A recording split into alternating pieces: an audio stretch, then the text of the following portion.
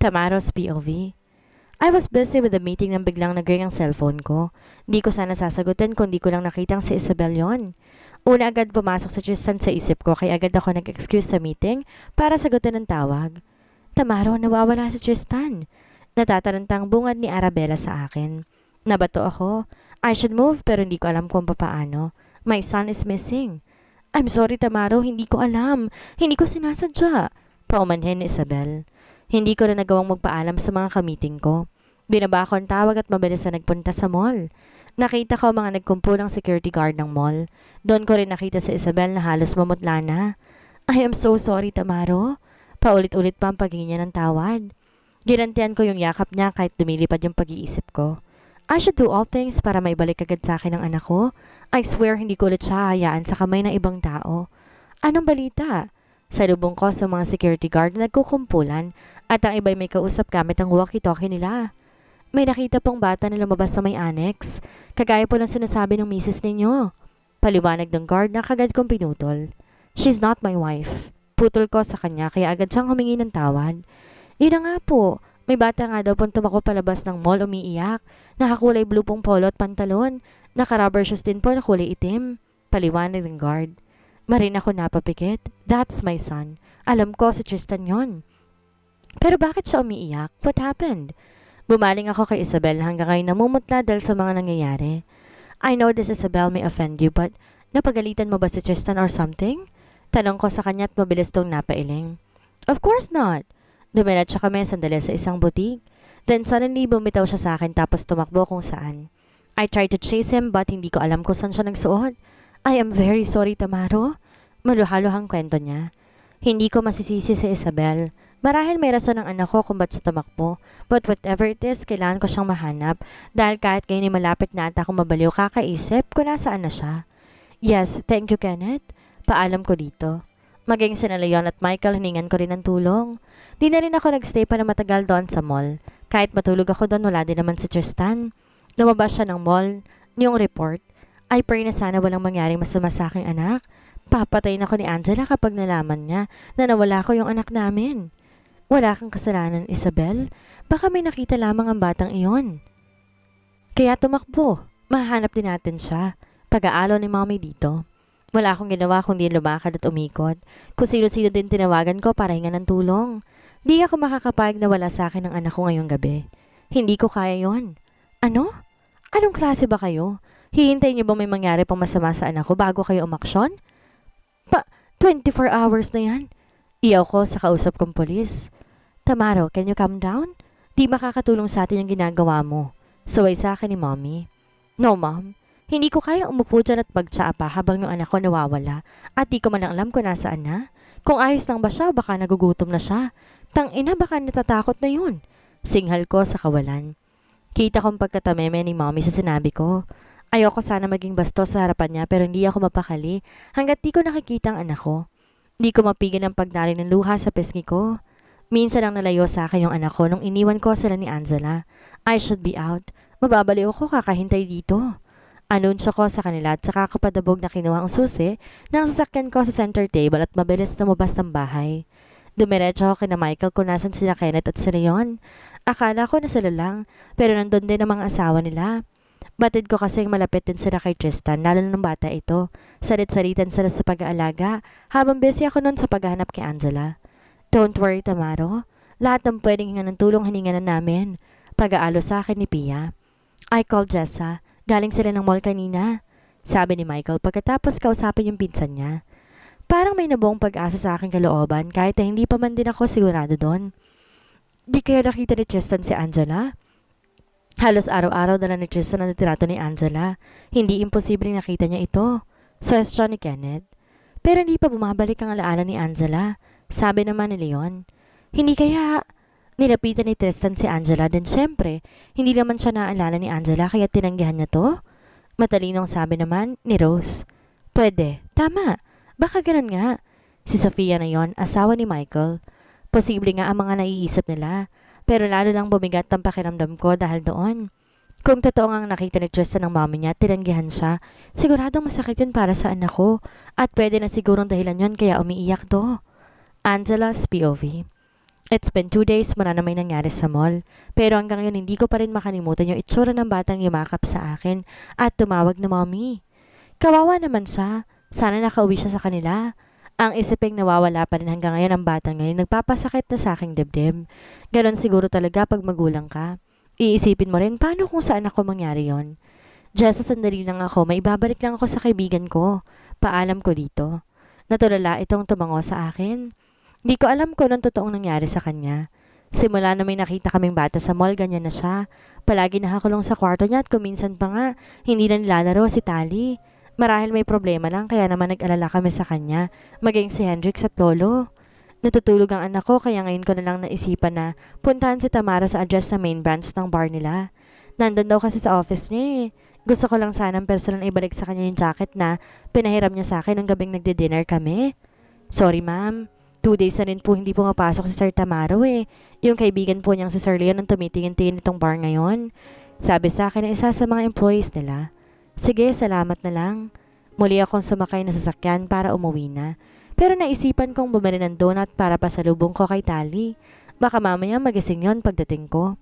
2 dozen? Order ko. Di ko alam ba't naisipan kong damihan ang order ko ngayon. Sa bagay, pwede namang itago sa ref pag hindi na ubos. Pagkalabas ko, kagad umalingangaw ang iyak na isang batang lalaki. Wag, akin yan! Sigaw nito habang nakahinga siya sa sahig at ang ibang bata ay pilit kinukuha ang itim na rubber shoes niya. Akin yan! Umiiyak na sigaw niya at natatawang tumakbo ang 4 na bata. Dala-dala ang sapatos ng batang lalaking naka-blue na polo. Daddy! Daddy ko! Iyak nito. Lumapit ako para tulungan siya. Bata! Tawag ko sa kanya. At ganun lang ang gulat ko na makita kong siya yung bata sa mall. Mommy? Sabi ko na nga ba? Love mo naman talaga ako eh. Umiiyak na sigaw nito at mabilis pang yumakap sa akin. Lalapit sana yung driver namin para tulungan ako pero sinenyasan ko siya na okay lang ako. Mommy, nawawala po ako. Gutom na po ako, di pa po ako naliligo. Wala din akong bed na matutulugan. I'm so dirty na, Mommy. Umiiyak na pagsusumbong nito sa akin habang nakayakap pa din. Daan-daan kong kinilas ang pagkakayakap niya. Nasaan na yung mommy mo? Tanong ko. Ikaw po yung mommy ko. Sabi ulit niya at niyakap ako ulit. Naaawa ko sa kanya. Di ko na rin naman makakayang iwan siya dito lalo na sa nakita ko kaninang ginawa sa kanya. Maaaring maisipan ulit ng mga batang yung balikan ng batang to.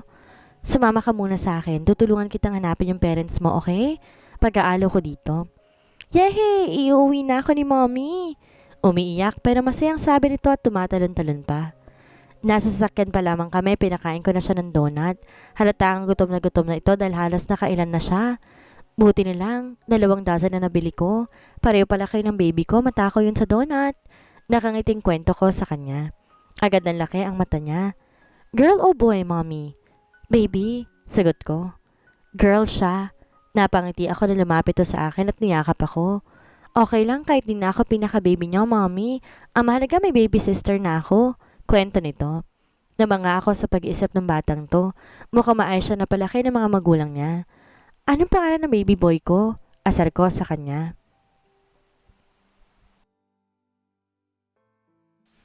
Mabilis na gumaan ang loob ko sa bata. Nakalimutan mo na, mommy. Ako po si Tristan. Pagpapakilala niya. Dahan-dahan lang sa pagkain yan. Pagkarating sa bahay, kakain ka ng rice para mas mabusog ka. Malambing na saway ko sa kanya. Tsaka maliligo din tayo kasi medyo maasim ng baby boy ko. Natatawang pang asar ko sa kanya at halos maiyak ako sa kakaibang galak na marinig kong hagikik niya. Hindi ko alam kung ano yung nararamdaman ko ngayon, pero kakaiba talaga. Lalo na dahil sa batang katabi ko ngayon. Hindi ko siya kilala, ngayon ko lang siya nakita pero parang matagal ko na siyang kilala. Dumating kami sa bahay, halos walang tao. Marahil nasa kanya-kanya silang kwarto. Diniretso ko si Tristan sa kwarto ko para paliguan at bihisan. Nagpanda rin ako ng pagkain para pagkatapos ko siyang linisan, mapapakain ko na siya. Sorry Tristan ha, yung puting sanda ko muna masusuot mo. Wala kasi kaming baby boy dito tulad mo kaya wala ka ibang mapapahiram na damit sa'yo. Sabi ko sa kanya habang binibihisan ko siya.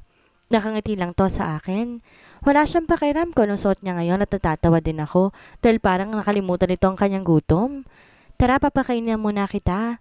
Yaya ko sa kanya at saka ko siya inakay palabas ng kwarto. Pero pagkalabas namin kagad naming nasalubong ang yaya ni Tali. Karga-karga siya. Baby Tali, ko ako sa anak ko at kinarga siya.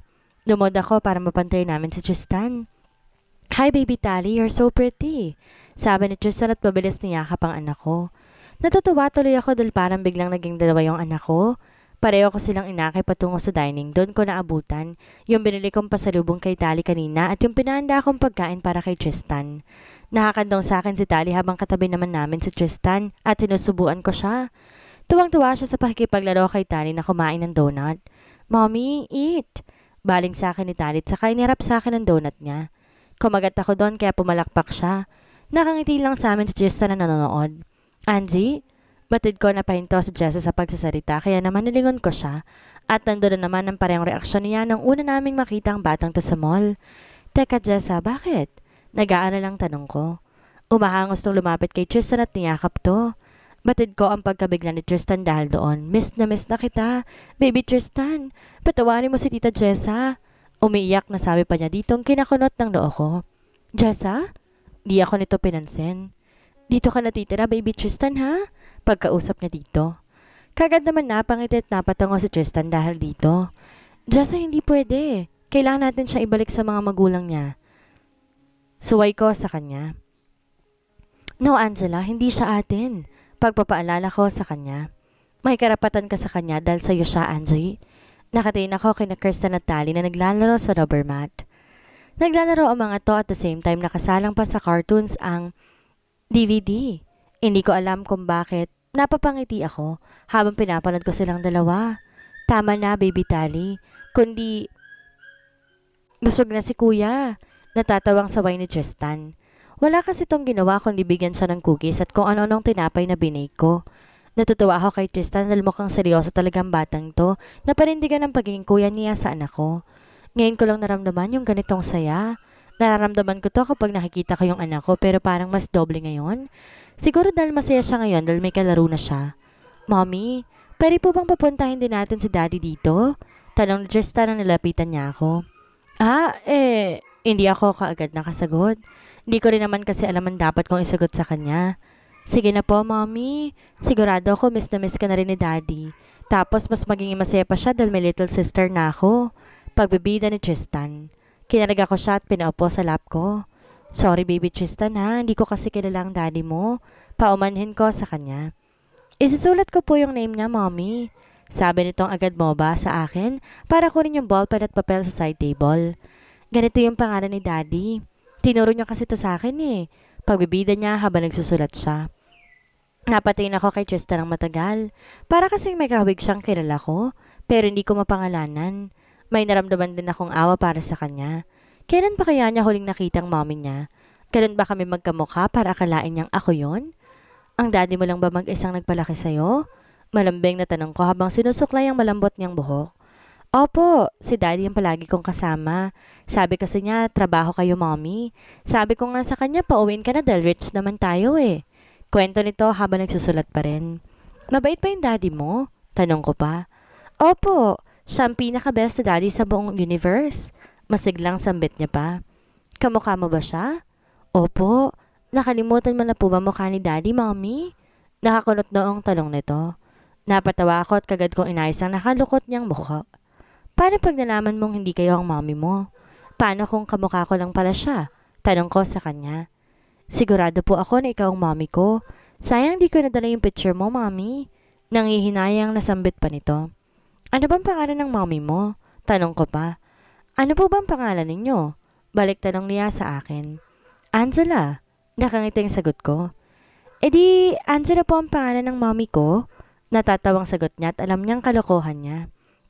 Nakatulog silang dalawa ng bandang hapon dahil siguro sa pagod nila sa paglalaro. Bumaba ako sa may sala at doon ko nakita si Jessa at Hendrix. Saan mo siya nakuha? Tanong ni Hendrix sa akin.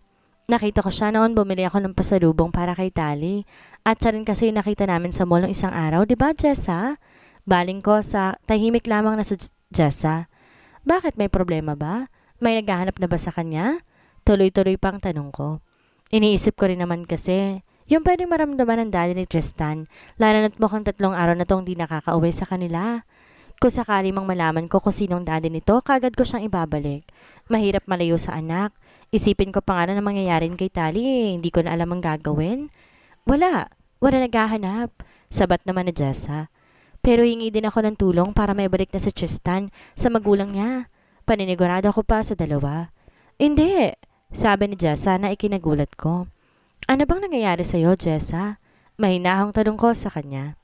Sabi ko sa'yo, Angie, may karapatan ka sa kanya. Pagdidiin ito. Lalong kumunot ang aking noo.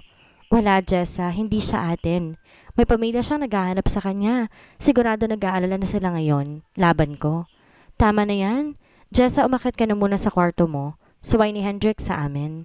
Agad naman sumunod si Jessa. Ano ba nangyayari doon?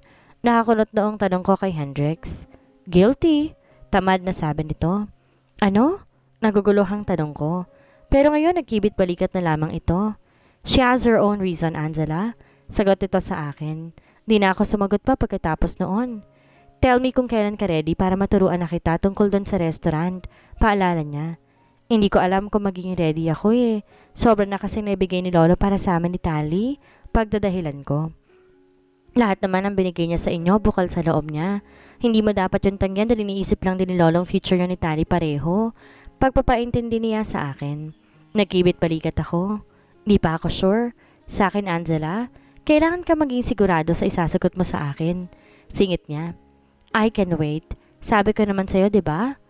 Pero hindi pa rin ba ako pa pwedeng makakuha ng sagot? Dagdag pa niya. I know palagi ko lang siyang naisasantabi. Nasa Amerika pa lang lagi na siyang nagpaparamdam at nagbibigay motibo. Vocal naman siya palagi sa pagsasabing gusto niya ako at gusto niya akong ligawan. Pero kasi wala talaga eh. Kahit anumang pilit ang gawin ko, wala talaga ako nararamdaman para sa kanya. I got it. Sabi nito at kagad akong iniwan doon. Ayoko siyang saktan. Malaki kasi yung utang na loob ko sa kanya at sa lolo niya pero ayoko din naman na magsinungaling sa kanya. Naputol ang pag-iisip ko nang biglang tumunog ang cellphone ko. Di ko alam ba't ganito kasi ang makikita kong si TJ iyon. Hello Angela, nasabi sa akin ng sekretary hinahanap mo daw ako? Bungad niya. Oo, isasauli ko kasi sana yung jacket na pinahiram mo sa akin. Sagot ko. Ganun ba? Can we meet? Busy ka ba ngayon? Tanong niya sa akin pero parang may mali sa boses niya. Sige, text mo na lang ako sa kung saan. Sabi ko at kagad akong tumayo para makapag-ayos na. Tamaro's POV. Marahil ay may nakakuha na kay Tristan.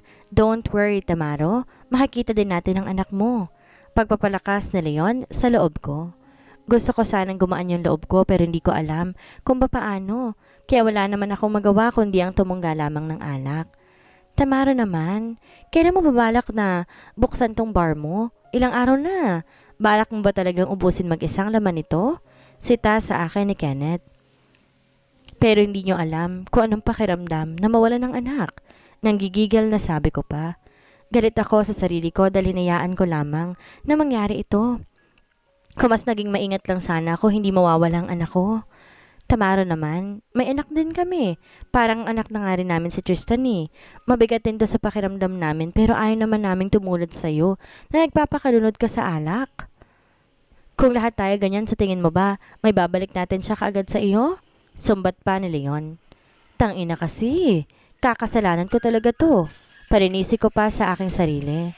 Sandali kaming natahimik lahat sa pagdating ni Michael. Magandang balita naman siguro tong sasabihin ko sa inyo. Pag-uumpisa niya. Bakit? Si Kenneth. Nakila Angela si Tristan. Sabi niya na ikinatayo ko. Halos parang mawala yung alak sa katawan ko at agad naging normal ang lahat. Paano? Tanong ko. Hindi ko rin alam. Pero mas mabuti naman siguro yun, di ba? Kaysa iba pang magulang makakuha sa kanya. Sabi ni Michael. Gusto ko siyang makita. Desidido ang sabi ko. Are you out of your mind? Biglang sabi ni Michael at medyo tumaas yung boses niya. Gusto ko makita yung anak ko. Michael naman. Frustrated na sabi ko pa. Tamara, mag-isip ka nga. Gusto mo ba pare-pareho tayong malagot? Pag nalaman ng mga pinsan kong sinabi ko sa iyong lahat, sa tingin mo ba, makakakuha ka pa ng impormasyon sa kanila ulit? Paliwanag niya. Pasensya ka na pare ha, pero kasi putang ina kasi mga pinsan mo eh. Bakit ba sila nangingalam sa amin ni Angela? Pag burst out ko. Hindi naapektuhan si Michael sa pangmumura ko sa mga pinsan niya. Kahit siya kasi alam ko kung anong hirap na pinagdaanan para lang sa amin ng anak ko. Gagawa tayo ng paraan pero Tamaro pag-isipan nating mabuti. pag-aalo niya sa akin. Agad kong tinawagan si Angela pagkaalis na Leon, Kenneth at Michael. Hinatid na rin nila ako sa bahay para naman di na ako makaaksidente habang lasing ako.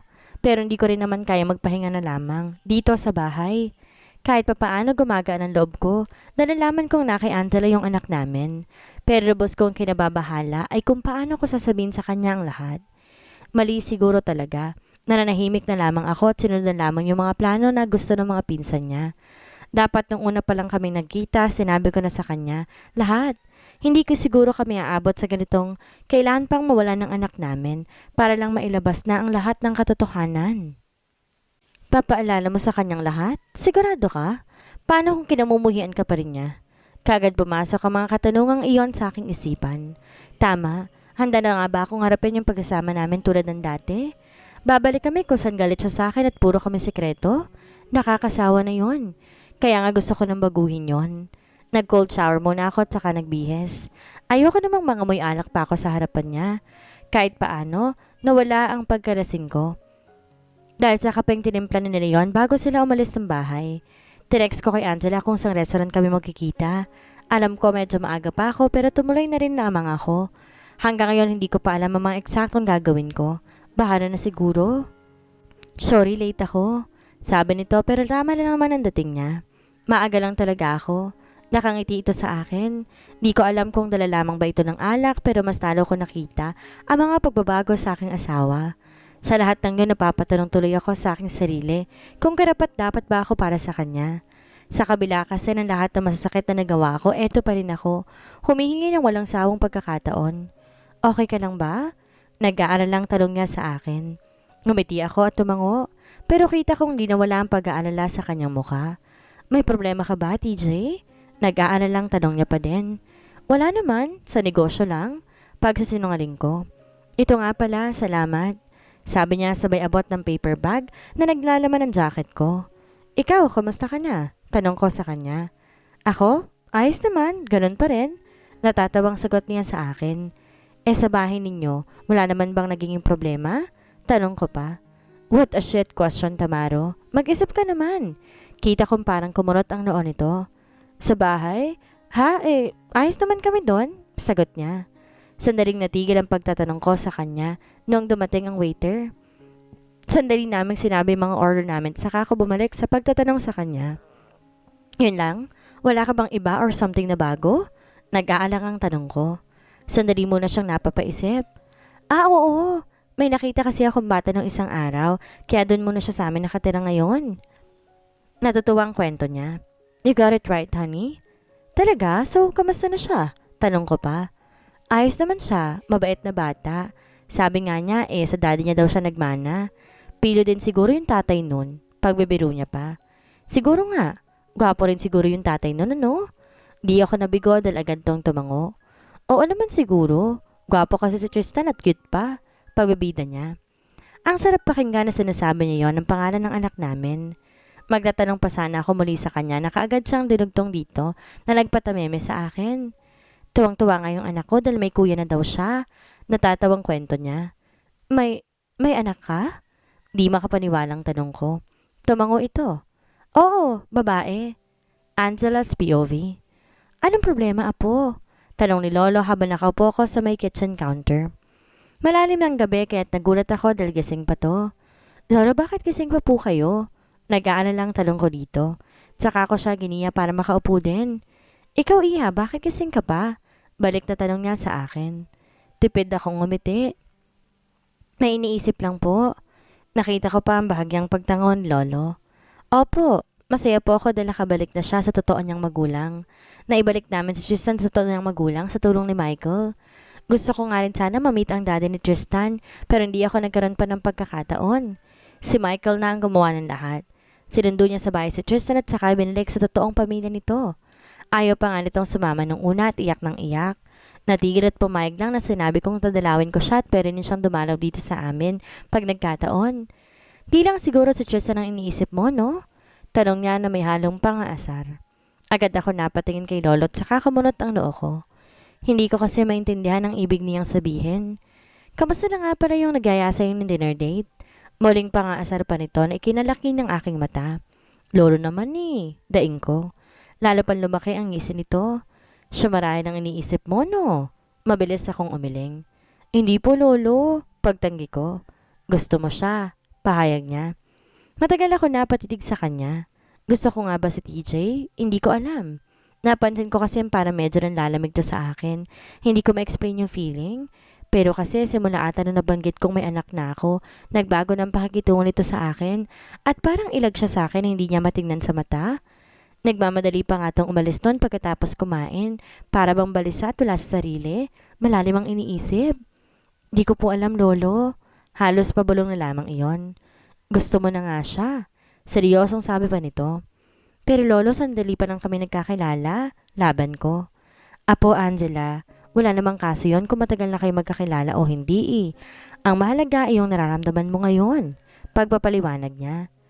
Sinabi ko na lamang na inaantok na ako na medyo natagal na ang pag-uusap namin ni lolo. Di rin naman kasi siya po pwedeng mapuyat at yun na lamang kasing naisip kong palusot. Nakatitig ako sa kisame ko minsan kay Tali na din. Hindi ko masisisi si TJ kung lalayuan niya ako dahil sa lalaman niyang may anak ako at mas grabe pa dahil hindi ko man lang kilala ang ama nito. Pwedeng-pwede nga niya akong akusahan na kalad ka rin. Isipin mo ba naman dahil lang sa apekto ng alak, sumama ako sa hindi ko kilalang lalaki? Pero sa lahat ng pagkakamali kong yun, si Tali lang nag-iisang tama. Mahal ko ang anak ko kaya naman kahit anong isipin ng iba sa akin, hindi ko na lang siguro dapat pansinin. Why don't you try to seek new sport? Suwestyon ni Hendrix sa kanyang pinsan na walang ginawa, kundi ang magmokmok lamang sa kwarto niya. Hindi ko alam kung may sekreto to ba tong boyfriend sa Jessa o baka may love life na ewan. Matamlay kasi ito't palagi nilang wala sa mood. Ayoko kuya. Nakabusangot na sagot niya sa kuya Hendrix niya. Napatingin sa akin si Cedric na para bang suko na siya sa pangungumbinse sa pinsan niya. Nagkibit balikat naman ako. Ilang araw ko na rin kasi siyang kinakausap tungkol sa mga galaw niya. Siyempre, nag-aalala lang din naman kami para sa kanya. Sama kasama ni Tari sa mall. Bibili ko siya ng mga activity books at toys para naman may mas maaga matuto na siya. Masayang paanyaya ko dito para naman sana i-cheer up siya. Pasensya na Angie, pagod ako. Babawi na lang ako pag uwi ninyo. Tutulong na lang ako sa pagtuturo sa kanya. Matamlay na sagot niya. Kumunot ang noo ko. Jessa, nag-aalala na kami sa'yo. Ano bang nangyayari? Magpinsan tayo. Best friends pa nga tayo, di ba? Pangombinsi ko sa kanya. Umiwas ito ng tingin sa akin. I'm sorry. Yun na lang ang nasabi niya at saka nagtalokbong na lamang ulit ng kumot. Natuloy ang pagpasyal namin ni Tali sa mall. Mom! Mom! Nagpapanik na tawag nito habang nakaturo sa stante ng mga Barbies. Binili ko po yung gusto ninyong manika. Pagkatapos kumain kami sandali, tsaka namin napagpasya na umuwi na. Pinaupo ko si Tali sa may passenger seat saka kinabitan ng seatbelt. Umikot ako para makapunta na sa driver's seat na may pamilyar na bulto akong nakita. Kasabay ng pagkakita ko siya nga iyon ay agad naman na parang may kung anong tumusok na pumigasap ang puso ko. TJ? Pinilit ko naging masiglang pagbati sa kanya. Sa kanyang tabi isang babaeng mas mataas kaysa sa akin, parang isang modelo. Naka-red dress sa sobrang hapit sa katawan. Kakuring ng damit ang lipstick ng kanyang labi. Nakakapit ang kamay niya sa matipunong braso ni TJ. TJ? Wow, may ganyan ka palang nickname, Tamaro. Parang di makapaniwalang saan ng babae na medyo natatawa pa. Sandali siyang binilingan ni TJ bago maling tumingin sa akin. Are you alone? Tanong niya. Nalamig ako sa klase ng kanyang tanong. Plain yun masyado at walang kaganagana na para bang napilitan lang siya na tanongin ako. Maraan akong umiling. I'm with my daughter. Sagot ko sabay bahagyang baling ng sasakyan na nakabukas ang window sa part ko. Kita ko yung pagdungo ni TJ doon. Pero hindi niya naman to lubos na nakikita dahil may kalayuan siya sa amin. Oh, I see. Sabi pa niya. Sandaling naghari ang katahimikan sa pagitan naming tatlo pero agad ding pinutol yan ng babaeng kasama niya. By the way, I'm Isabella and you are? Paunang bati niya pa. I'm Angela. Medyo nahihiyang sagot ko. Oh, you must be one of Tamara's friends, right? Curious sa tanong niya. Di pa ako nakakasagot, narinig ko na ang pangisi ni TJ dahilan para mapatingin kami ni Isabella sa kanya. Why are you asking anyway? You sound like a curious girlfriend. Nakangisit pa pang asar na sabi ni TJ dito. Dahil doon napatawa si Isabella at bahagya siyang hinampas sa braso. Hindi ko alam kung paano ko natitiis na tumayo sa harap nila habang naglalampungan sila doon. Para kasi isa ako malaking istorbo para sa kanilang dalawa.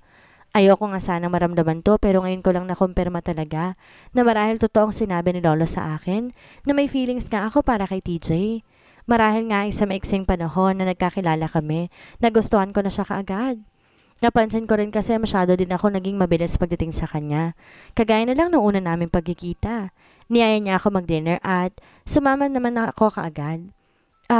Mauna na kami. Paalam ko sa mga ito. Sabay pa silang napabaling sa akin. Ganun ba? Nice to meet you, Angela. Take care. Paalam ni Isabella. Kita ko mabait naman ang isang ito. Drive safe. Maiksing sambit at TJ at saka na sila nag-umpisang maglakad papasok sa mall. Mabilis akong pumasok ng sasakyan at marin ko na ipikit ng kagad kong naramdamang may mait na likido at nagbabadyang tumulo sa aking mga mata. Shit, Angela! Bulong na saway ko sa aking sarili. Para kasing may matagal na kutsilyo na kabaon dito sa dibdib ko at kay unti-unti na naman itong binabaon sa akin. Hindi ko maintindihan pero para kasing matagal ng sakit na ito at nag-uumpisa na namang magsariwa ngayon. Mom? Paggagaw ni Tali ng aking atensyon. Mahaba't medyo marinaw na sambit nito. Why baby? Malambing na tanong ko sa kanya habang pinapahid ng luha sa aking pisngi. Dad? Subo-subo niya ang kanyang thumb. Pero ang isang kamay nito ay nakaturo sa kung saan. Ano baby? Tanong ko ulit sa kanya. Dad? Mas malinaw pang sabi niya na ngayon sabay turong muli sa labas. Tamaro's POV. Ano nangyayarit mo kung iniiwasan mo ata si Angela ngayon? Nagtatakang tanong ni Leon. Malalim ang aking iniisip. Gusto ko rin sana makausap ngayon si Michael pero out of the country siya kasama ni Sofia. Talagang porsigidong makuha ang titulo na may pinakamaraming anak sa aming magkakabarkada. May anak siyang iba. Madiing sambit ko sabay pikit ng mariin. At? Dugtong na tanong Leon. Kumunot ang noo ko. Anong at? Hindi ganon kasimple yon, Leon. May anak siya bukod kay Tristan at sinong hanap ang tatay noon? Di ko napigilang mailabas ang aking galit. Easy, calm down. Suway at pagkaalo sa akin ni Leon. Di man lang ba sumagi sa isip mong baka ikaw ang ama nun? Ako? Paano magiging ako? Na-aksidente si Angela nung huling nagkita kami. Kung buntis na siya noon pa dapat nalaman ko. Kaya ang ibig sabihin lang na buong batang yan ng mga panong malayo kami sa isa't isa. Tangina. Nanggigigil na kwento ko. Ang labo. Naguguluhang sambit ni Leon. Talagang malabo at gusto kong basagin ang mukha ng lalaki na gumawa noon sa kanya. Galit na saad ko pa. Baka naman may iba siya nagustuhan na nagkalayo kayo. Tsaka alalahanin mo, Tamara, wala siyang maalala noon. Hindi ka nga niya naalala noon eh. Laban ni Leon. Iba ang lalaking minahal niya? Kung ganoon, bakit wala ako nakitang nagpakilalang ama ng anak niya? Ano yon? Nabuntis siya dahil sa isang pagkakamali? One night stand, ganon? Di gaanong kaklase ng babae si Angela. Himuto ko. Hinawakan ni Leon ang balikat ko. Hindi natin alam kung ano yung totoo. Maganda nga sana kung makausap mo ng mas maayos si Angela. Di ako nakaimik. Nanatili ang matalim kong tingin sa baso ng alak. Kung ako sa'yo, Tamaro, hahanap ako ng ebidensya na ako ang ama ng batang iyon at hindi ang ibang lalaki. May nahong sabi ni Leon. Hindi nga sabi ako, Leon. Nanggagaliiting sagot ko sa kanya. Di natin po pwedeng akusahan si Angela ngayon. Kung ako nasa katayuan mo, hindi ko siya pag-iisipan ng kung ano dahil merong posibilidad na anak ko nga ang batang yon. Ganon ka rin sana, Tamaro. Madiing pagpapaliwanag niya. Hindi ko alam, Leon. Malalim na paghinga ang nagawa ko. There is a way to find out, sabi niya. Ano? Kunot noong tanong ko sa kanya. Nagpa-DNA test kayo? Sagot na.